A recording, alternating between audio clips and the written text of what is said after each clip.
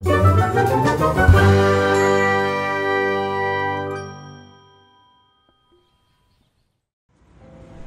শহরে একটি ছোট পরিবার বাস করত।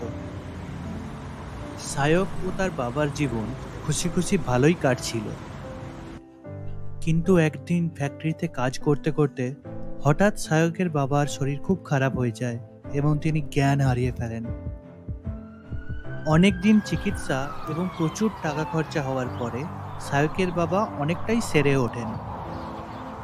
এরপরে একদিন ডাক্তারবাবু সায়ককে পাশে ডেকে বলেন, তোমার বাবা এই মুহূর্তে বিপদমুক্ত হলেও সম্পূর্ণভাবে সুস্থ না, কিন্তু তোমাকে খেয়াল রাখতে হবে উনি যেন বেশি ভারী কাজ না করেন। খুব শারীরিক পরিশ্রম হলে আবার একটি হার্ট অ্যাটাকের ভয় কিন্তু থেকেই যাচ্ছে। আপনি চিন্তা করবেন না ডাক্তারবাবু, আমি আর বাবাকে কোনো কাজ করতে দেব না। আমি নিজে কোনো না কোনো চাকরি নিশ্চয়ই খুঁজব। এরপরে সায়ক বেশ কিছুদিন ধরে মনে প্রাণে একটি চাকরির সন্ধান করতে লাগলো এবং অবশেষে অনেকগুলি ইন্টারভিউ দেওয়ার পরে একটি বড় কোম্পানিতে সে চাকরি পেয়েও গেল। সায়ক খুব মনোযোগ দিয়ে অফিসে নিজের কাজ করত ও একদমই ফাঁকে দিত না।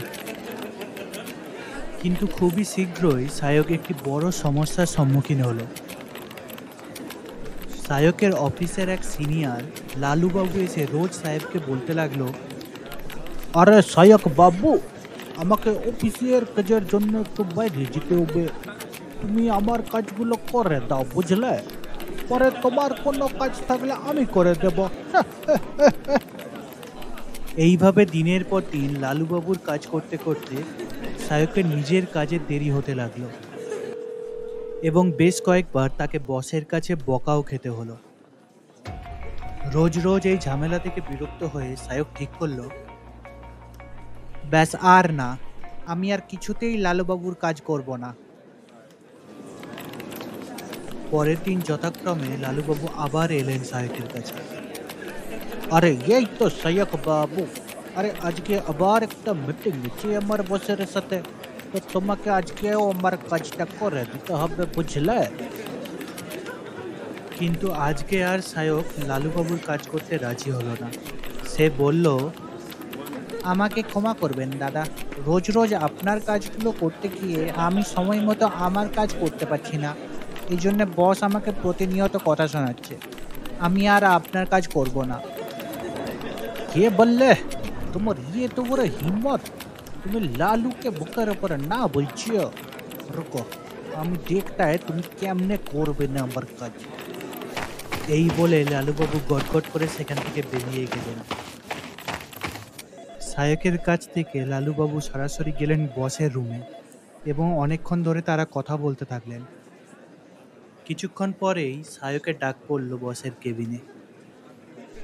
সায়ক, তুমি নাকি লালুবাবুকে অপমান করেছ, এটা কি সত্যি? না না স্যার, আমি তো এরকম কিছু করিনি। উনি কি মিথ্যে কথা বলছেন? একে তো তুমি তোমার কাজ সময় মতো দাও না, তারপর সিনিয়রদেরকে অপমান করো। এইসব এই কোম্পানিতে চলবে না। তুমি আজকেই এই কোম্পানি ছেড়ে বেরিয়ে যাও। তোমাকে ফায়ার করা হলো। কিন্তু স্যার কোনো কিছু কিন্তু না, এক্ষুনি তুমি বেরিয়ে যাও। লজ্জিত ও অপমানিত হয়ে সায়ক বাড়িতে ফিরে এলো। কিরে সায়ক, তুই আজকে এত তাড়াতাড়ি অফিস থেকে বেরিয়ে এলি যে? আর তোকে এরকম লাগছে কেন দেখতে? সব ঠিক আছে তো রে বাবা? সায়ক আর নিজেকে সামলে রাখতে পারল না। সে কান্নায় ভেঙে পড়ল এবং সব কিছু ঘটনা নিজের বাবাকে খুলে বলল। সৎ আর পরিশ্রমী মানুষদের সাথে এরকমই হয় রে বাবা।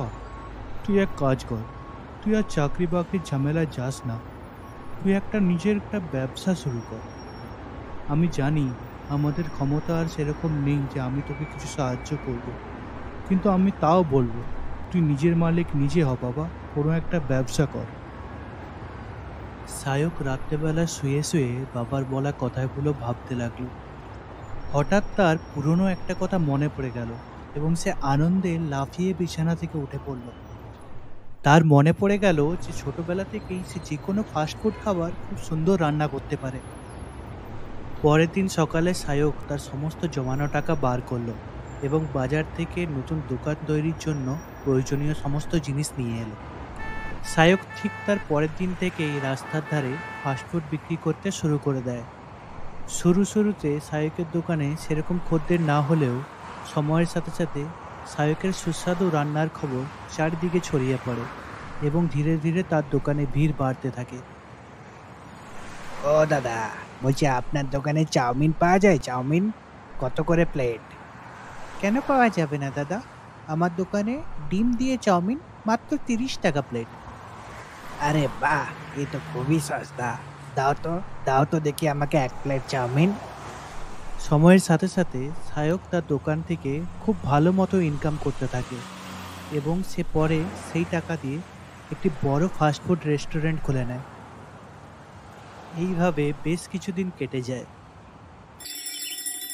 সকালে খবরের কাগজ পড়তে পড়তে সায়ক একদিন দেখল সে আগে যেই কোম্পানিতে কাজ করত সেই কোম্পানিতে লালুবাবু চুরির দায়ে ধরা পড়েছেন এবং তাকে পুলিশ ধরে নিয়ে গেছে। এই খবরটি পড়ে সায়ক মনে মনে খুবই খুশি হলো এবং এটাও জানতে পারল যে দোষ করে সে কোনোদিনই পার পেয়ে যায় না, একদিন না একদিন সে শাস্তি নিশ্চয়ই পায়।